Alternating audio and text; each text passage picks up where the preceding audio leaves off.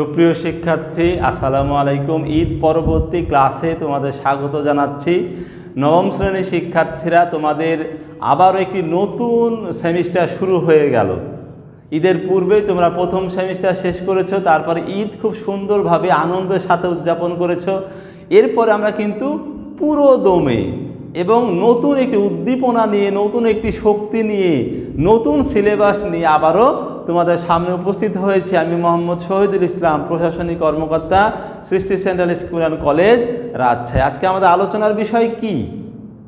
আজকে আলোচনার বিষয় তো অবশ্যই জানাবো। তার পূর্বে কিন্তু গত ক্লাসে যা পড়িয়েছি এটিও কিন্তু আমাদেরকে একটু রিভাইজ দিয়ে নিতে। আমরা গত ক্লাসে শব্দ নিয়ে এবং গঠন নিয়ে আলোচনা করেছি। শব্দ কিভাবে গঠিত হয় তার একটি উপাদান নিয়ে আলোচনা করেছি। আজকে শব্দ এবং পদের গঠন নিয়ে আলোচনা হবে।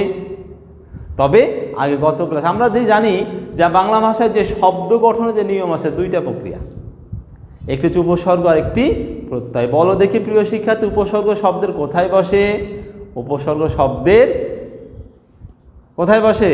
উপসর্গ শব্দের আগে বসে নতুন অর্থবোধক শব্দ তৈরি করে থাকে। এখন এই যে উপসর্গগুলো শব্দ আগে আসে, বিভিন্ন অর্থে কিন্তু উপসর্গ যুক্ত হয়। এর মধ্যে একটি কথা তোমাদেরকে বলতে চাই। বলো দেখি, পরাজয় শব্দ উপসর্গটি কোন অর্থে বসেছে? পরাজয় শব্দ উপসর্গটি বিপরীত অর্থে বসেছে। এরকম বিভিন্ন অর্থে আমাদের বাংলা ভাষায় উপসর্গগুলো যুক্ত হয়ে থাকে। তাহলে উপসর্গ কি, আগে আমাদেরকে এগুলো জানতে হবে। উপসর্গের কি কোনো নিজস্ব অর্থ আছে? উপসর্গ কিন্তু নিজস্ব অর্থ নেই, অর্থহীন শব্দাংশ। কিন্তু একটি শব্দের সাথে বসলে তা অর্থবোধক শব্দ তৈরি করতে, নতুন অর্থবোধক শব্দ তৈরি করতে পারে। বিভিন্ন অর্থে এই উপসর্গগুলো যুক্ত হয়ে থাকে। আশা করি তোমরা খুব ভালোভাবে সেটি আয়ত্ত করতে পেরেছো। আজকে আমরা যে বিষয়টি নিয়ে আলোচনা করব, শব্দ ও পদের গঠন।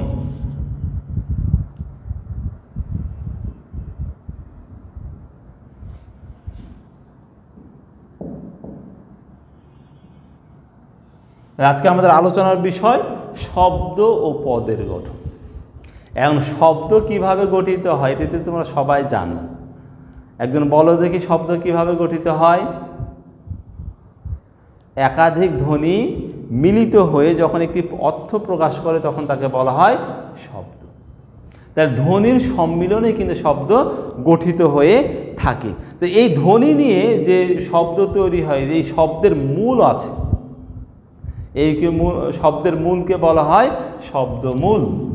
এই শব্দমূলের আরেকটি নাম আছে, শব্দমূলের আরেকটি নাম আছে। এর অন্য নামটি হচ্ছে প্রকৃতি।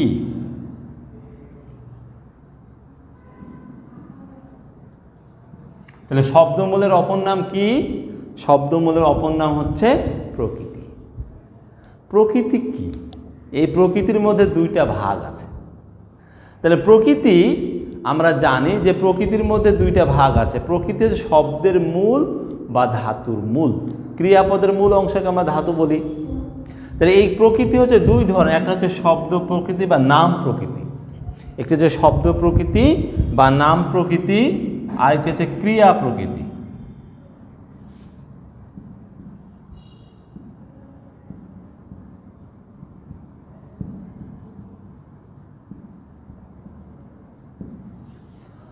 তাহলে শব্দের যে অংশকে আর বিশ্লেষণ করা যায় না তাকে বলা হয় নাম প্রকৃতি বা শব্দ প্রকৃতি।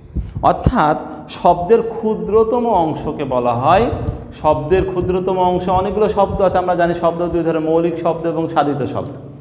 তো সাধিত শব্দগুলোও শব্দ, কিন্তু সাধিত শব্দ যখন সাধন হয়, তৈরি করা হয়, তার মূল যে অংশ, শব্দের যে মূল অংশ তাকে বলা হয় নাম প্রকৃতি।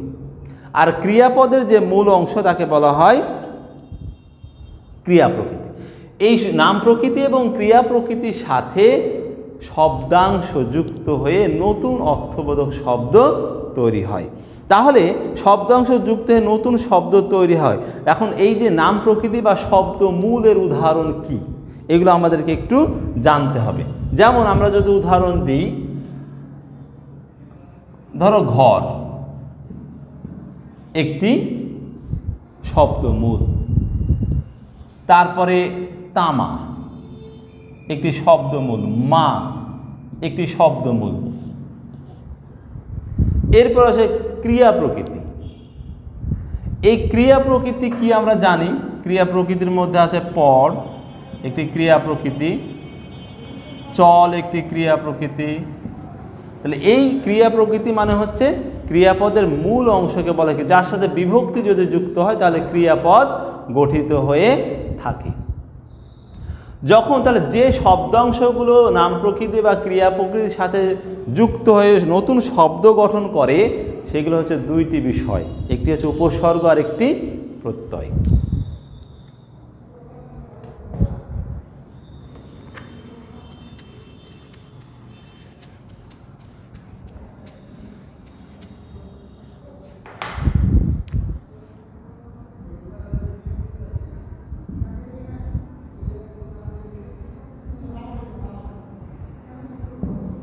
তাহলে উপসর্গ এবং প্রত্যয়।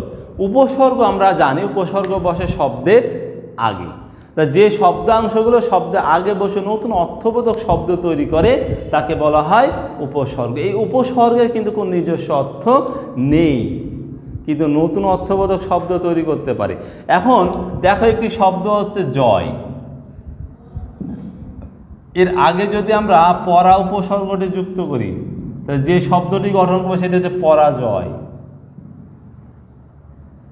একই অর্থ প্রকাশ করে না, ভিন্ন অর্থ। একইভাবে হার একটি শব্দ বা নাম প্রকৃতি, এর পূর্বে যদি আমরা উপযুক্ত করি, উপহার একটি নতুন অর্থবোধক শব্দ, যদি আযুক্ত করি আহার একটি নতুন অর্থবোধক শব্দ, যদি বিযুক্ত করি বিহার একটি নতুন অর্থ, অর্থাৎ একটি শব্দমূলের পূর্বে বিভিন্ন ধরনের উপসর্গ যুক্ত হয়ে বিভিন্ন অর্থ প্রকাশ করতে পারে। তাই এর মাধ্যমে কিন্তু নতুন নতুন অর্থবোধক শব্দ আমরা তৈরি করতে পারি।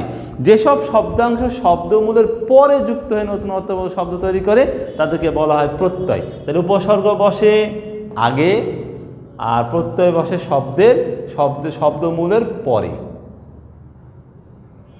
বা ক্রিয়ামূলের পরে, অর্থাৎ প্রকৃতির পরে বসে প্রত্যয় আর প্রকৃতির পূর্বে বসে উপসর্গ।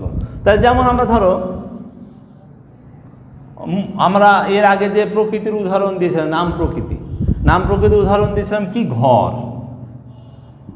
এর সাথে যদি আমরা ওয়া এই প্রত্যয়টি যুক্ত করে তাহলে কি হবে ঘরোয়া।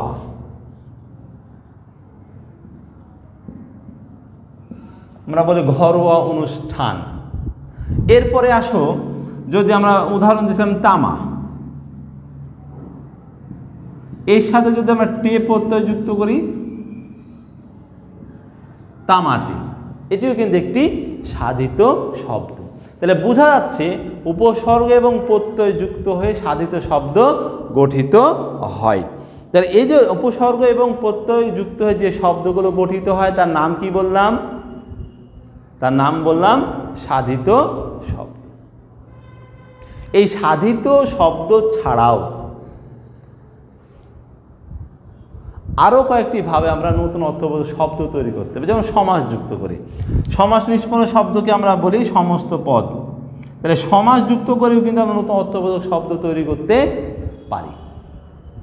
একটা উদাহরণ দিই সমাসযুক্ত শব্দের উদাহরণ, যেমন সিংহ চিহ্নিত আসন, তাহলে কি হবে সিংহাসন। সিংহ আর সিংহাসন কি একই অর্থ প্রকাশ করে? তা কিন্তু নয়। আবার বিভিন্ন ধ্বনির অনুকরণে যে সকল শব্দগুলো গঠিত হয়, অনুকার শব্দ, ধ্বন্যাত্মক শব্দ, যেমন কুহু কুহু, কাপড় চোপড়, ঠাঠা, ঝমঝম, এই শব্দগুলো কিন্তু শব্দদ্বৈত সৃষ্টি করে থাকে। অর্থাৎ শব্দ দ্বিত্ব যখন হয় তাও কিন্তু আমরা নতুন অর্থবোধক শব্দটি পেয়ে যাই। এই শব্দদ্বৈত আর শব্দের অর্থ কিন্তু একই হয় না, বিভিন্ন অর্থে এগুলো আমরা ব্যবহার করে থাকি। তা আমরা বলেছি শব্দ প্রকৃতি, নাম প্রকৃতি এবং ক্রিয়া প্রকৃতির সাথে কিন্তু উপসর্গ এবং প্রত্যয় যুক্ত হয়। তাহলে আমরা ক্রিয়া প্রকৃতির উদাহরণ দিয়েছিলাম দুইটা, কি কি বলো দেখি? একটা হচ্ছে পড় আর একটি হচ্ছে চল। তাহলে আমরা যদি এর সাথে প্রত্যয় যুক্ত করি এটা অন্ত প্রত্যয় যুক্ত করি, তাহলে কি হবে? চলন্ত, চলন্ত বাস, চলন্ত গাড়ি, একটি শব্দ কিন্তু আমরা পেয়ে যাচ্ছি। এখন শব্দ যখন বাক্যে ব্যবহৃত হয়,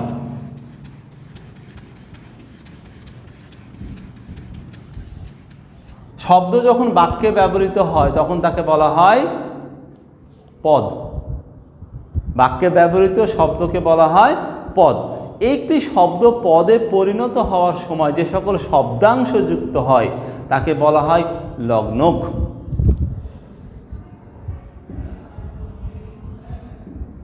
তাহলে শব্দকে পদে পরিণত করার সময় শব্দের সঙ্গে যে শব্দাংশগুলো যুক্ত হয় তাকে বলা হয় লগ্নক।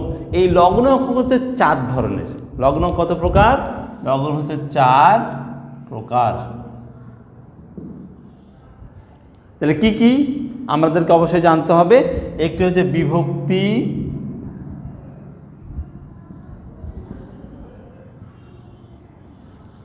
দুই নম্বরে হচ্ছে নির্দেশক,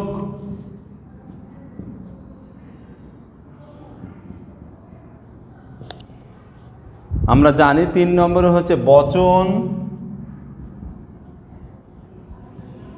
4 নম্বর হচ্ছে বলক। বিভক্তি আমরা জানি যে কারকবাচকতা নির্ণয় করার জন্য কারক বোঝাতে শব্দের সঙ্গে যে শব্দাংশ যুক্ত হয় তাকে বলা হয় বিভক্তি। যেমন ঘোড়ায় গাড়ি টানে, ঘোড়ায় অন্তঃস্থ যুক্ত হয়েছে। সাপকে ভয় পায় না কে? সাপকে, এখানে কে বিভক্তি যুক্ত হয়েছে। তাহলে এইভাবে শব্দের কারক নির্ণয় করার ক্ষেত্রে আমরা বিভক্তি ব্যবহার করে থাকি এবং ক্রিয়ার কাল নির্ণয়ের ক্ষেত্রেও কিন্তু আমরা বিভক্তি ব্যবহার করে থাকি। কারণ আমরা জানি যে বিভক্তির মধ্যে আর ভাগ আছে, একটা শব্দ বিভক্তি এবং ক্রিয়া বিভক্তি। শব্দের সঙ্গে যে বিভক্তি যুক্ত কারকবাচকতা নির্ণয় করা যায় বা কারক নির্ণয় করা যায়, আর ক্রিয়ামূল বা ধাতুর সাথে বিভক্তি যুক্ত হয়ে ক্রিয়াপদ গঠন করা যায়। আর নির্দেশক যে শব্দাংশ শব্দের পরে যুক্ত হয়ে ওই শব্দকে নির্দেশ করে তাকে বলা হয় নির্দেশক। যেমন টাটি, খানাখানি, গাছাগাছি, টুকটুকু, তা পাটি, এগুলো সবই হচ্ছে নির্দেশক। যেমন কলমটি দাও, এখানে টি যে আমরা শব্দটি লগ্নটি ব্যবহার করেছি, এই টি নির্দেশকটি কাকে নির্দেশ করছে? কলমকে কিন্তু নির্দেশ করছে। তাহলে যে শব্দাংশ পদের পরে বসে সঙ্গে যুক্ত হয়ে পদকে নির্দিষ্ট করে তাকে বলা হয় নির্দেশক। আর পদের সংখ্যা বোঝানোর ক্ষেত্রে যে শব্দাংশগুলো ব্যবহার করা হয় তাকে বলা হয় বচন। আমরা জানি একটি বোঝায়, যেমন গরুটি কয়টি সংখ্যা বোঝায়? একটি, কিন্তু গরুগুলো অনেকগুলো বোঝায়, আমগুলো অনেকগুলো আম বোঝায়। তাহলে এরকম পদের সংখ্যা বোঝাতে যেসব লগ্নগুলো ব্যবহার করা হয় তাকে বলা হয় বচন। আর একটা জোর দেওয়ার ক্ষেত্রে যে শব্দাংশ বা যুক্ত হয় তাকে বলা হয় বলক। আমি কাজটি করেছি। তাহলে এখানে আমরা রস্বই ই পাচ্ছি, আমি কাজটি করেছি।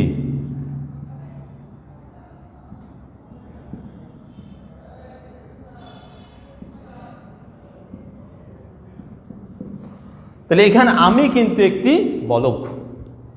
তো এই লগ্ন ভেদে, অর্থাৎ আমাদের বাক্যের যেসব পদের সঙ্গে লগ্ন থাকে সেগুলো স্বলগ্নক পদ বলা হয়, আর যে সকল শব্দের সাথে লগ্নক যুক্ত থাকে না পদের সাথে তা অলগ্নক পদ বলা হয়ে থাকে।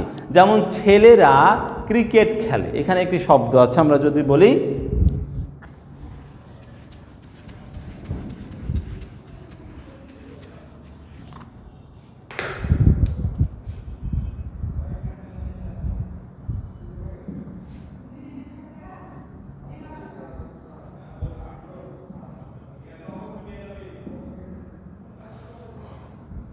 তাহলে ছেলেরা ক্রিকেট খেলা, এখানে রা, আমরা কিন্তু এখানে রা একটি লগ্নক পেয়েছি, এখানে হচ্ছে স্বলগ্নক পদ।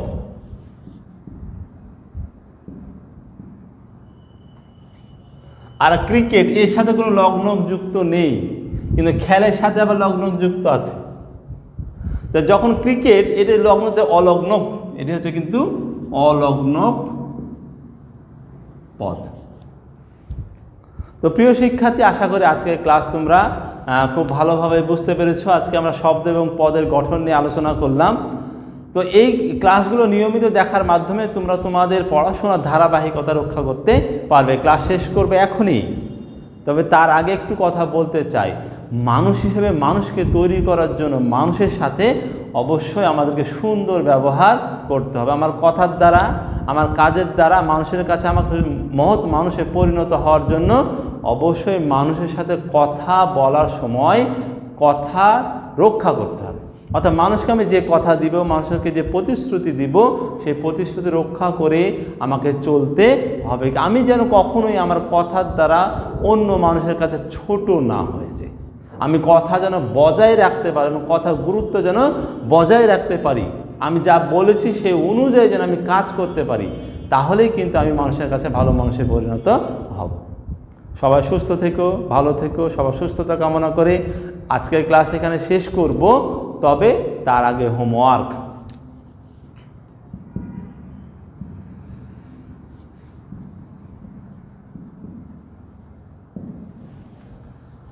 তাহলে আজকের হোমওয়ার্ক হচ্ছে তোমাদের 5টি এসকিউ প্রশ্ন তৈরি করে আমার হোয়াটসঅ্যাপ আইডিতে পাঠাবে, আমি মূল্যায়ন করে দিব।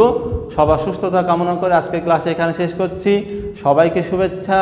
আসসালামু আলাইকুম ওয়া রাহমাতুল্লাহ।